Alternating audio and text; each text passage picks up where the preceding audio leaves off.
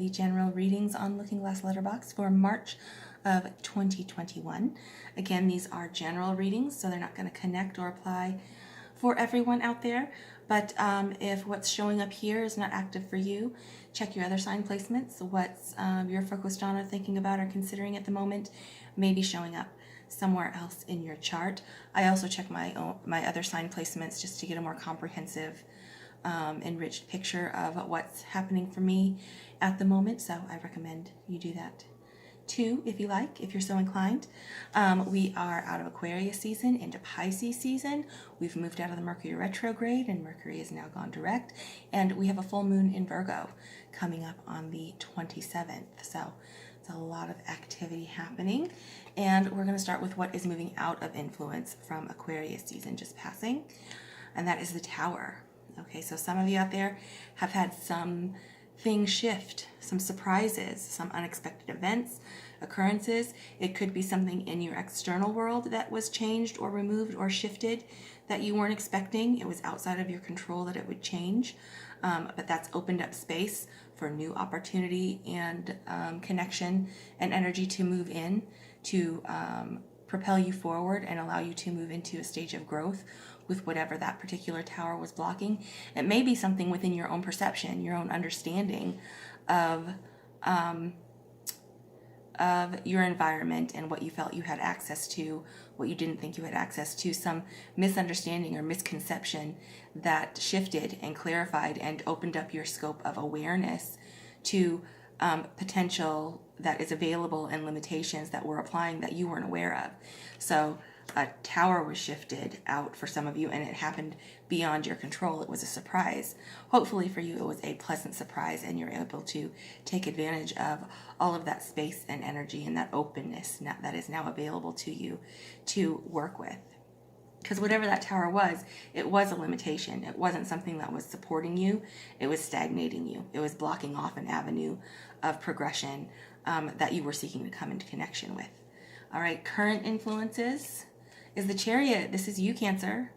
Okay, so this is a call to action, a call to step into sort of a center of chaos where energy is going, things are moving in all different directions, and stepping into that center point and taking command with your will and your intention and directing those things where you want them to go and allowing the momentum that's built up behind you to propel you forward and support you, okay, with understanding, with empathy, with compassion, but with a very vibrant intention to get things rolling, to come off the mark and to shoot forward with all of this, the energy that's been trapped, allowing that to be expressed and directed in constructive areas in alignment with where it is that you'd like to go, what you'd like to develop. Okay, and this particular chariot in this deck isn't even rolling. This one's flying. It took off. So there may be some delightful surprises in, advancement or development or some growth that occurs very swiftly, very quickly right at the beginning that you may not have been expecting. So keep on a lookout for that, so that when things show up that you've been holding your ground and waiting to come into connection with, so that when you see them, you can receive them and say, yes, thank you, more of this, please. Affirm that, yes, this is what I'm seeking. This is why I'm on this. This is why I got these wheels rolling. This is where I'm headed to. This is what I'm looking out for. Okay, and then oncoming influences toward the end of Pisces season, going into the later part of March, and Aries season opening up, is the Princess of Wands. Okay, so that is, princesses or pages are messengers. So they're also messengers of surprise and the unexpected and new information, revelation, inspiration that's going to be aligned with your purpose and your desire and your motivation and your passions and your behaviors. So what you're actively pursuing to create in your life is going to be reinvigorated with some new information or new opportunity that's going to be revealed to you to be curious about, to look into, to explore, and see how that can apply to what it is that your plans are. And within this Pisces season, it is the end of the previous zodiac cycle. Pisces is the last sign of the zodiac. So taking this month to process everything that has occurred, successes, failures, surprises, consistency, what you've learned, what you've observed, taking all that information and reconciling it and assimilating it and recovering and recuperating and regenerating in a state of preparation for when Aries opens up to new beginnings again in March. And it looks like whoever's identifying with this is coming from a very strong position. So supporting this tower is the Ten of Cups.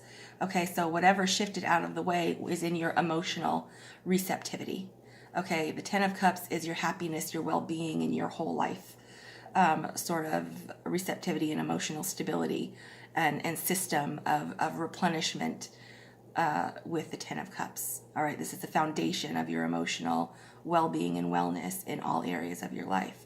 So whatever shifted out of the way opened up for this system to work more efficiently. So there may have been a blocked cup somewhere that wasn't allowed or wasn't permitted to be as receptive or as generous as it could have been. So a realignment of this cups foundation in what it is, the space that it is that you're working from, has benefited from this tower shifting out of the way. All right, supporting the Chariot, we have, the Two of Swords and the Six of Cups. Okay, so with this, what may be stalling this action into taking that point of the Chariot for some of you out there is a blocked vision connected to your past, connected to your childhood. Because the Six of Cups, that's the soulmate card. That's a coming back to yourself, unification within yourself, a reconnection with a previous relationship. It doesn't have to be romantic, but it can be romantic. But coming to a place of understanding and reciprocity and tapping into the cyclical exchange that allows for growth and replenishment. But there's something in your mind, in the mental body, in your perception, your perspective, your story that has been crossed and not allowing you to tap into this so that this can really accelerate, okay, for whoever's connecting with this. All right, so these swords here are bent. This decision is based on a misconception or a misunderstanding or a misapplication of information on the decision that you are pondering, and allowing yourself within this Pisces season to come to a point of clarity and decision to select the Ace of Swords and begin, so that you can begin in Aries season towards the end of the month. I think is going to be the key into tapping into this Six of Cups replenishment, rejuvenation, and like soul connection that's going to fortify the ambition and the progression of the course that you've chosen to take, and will reinvigorate this and sort of light up this point of understanding and creative passion that you have with the Princess of Wands. Okay, you have to rely, with the Two of Swords, you have to rely on faith and trust in yourself and in your intuition as well, that whatever decision you make, whichever sword you select, if you go left, if you go right, whatever happens after you make that decision, you are capable of navigating that space and figuring it out once you start walking that road. Once you take that decision, you're like, all right, this is the one that I'm going to work with. I'm confident that if it's difficult, I'll figure it out. If it's not difficult, great. I'll breeze on through it if it's like absolutely on point and the right thing. But chances are, in any decision that has a Two of Swords pause, where you're sort of blind and have some uncertainty about the outcome, where you have to lean on faith to really lean into the decision that you're going to make, there's going to be a challenge there, but it's a challenge that is significant for you to explore and overcome or integrate, that's going to benefit you further down the line. And then supporting the Princess of Wands, we have the Hermit and the King of Cups. There's Pisces. This is the card of Pisces. So employing your emotional intelligence, your emotional adeptness, your emotional acuity and maturity, and recognizing that, yes, there's an emotional current that flows through everything to nourish and replenish everything and interact with everything. Sometimes the emotions are turbulent, but instead of being ruled by that, being tossed around in the water, reigning over the water, recognizing it for what it is, how it applies, how it flows, the cycles that current follows, in order to employ it to support you instead of oppose you, with the King of Cups. And then this is related to the Hermit, so it may be a Virgo also. There may be a Pisces, a Virgo, another Cancer, that could be you. that is going to be significant in the development, or those aspects of yourself significant in the development of this passion project that you're embarking upon.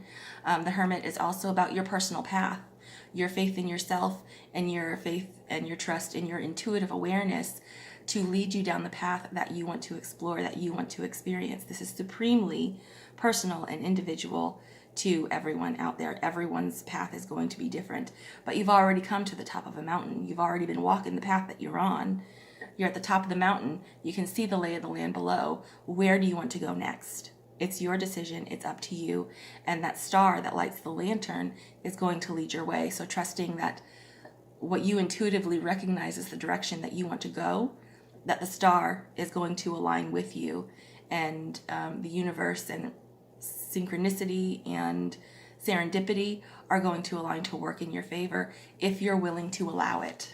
Remember, what you say yes to and what you say no to is all up to you.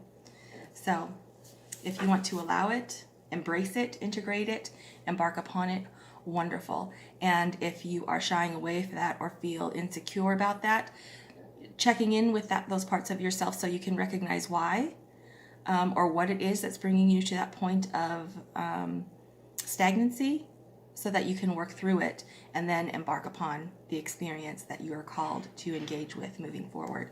At the bottom of the deck, we have the High Priestess. So again, tapping into your intuition. The moon rules Cancer. It also rules the High Priestess.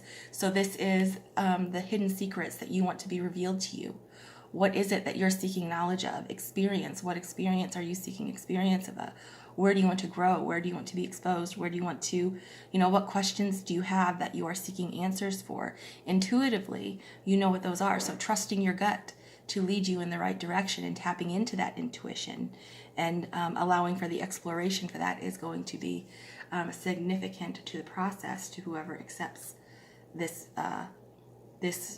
sequence into their application for themselves.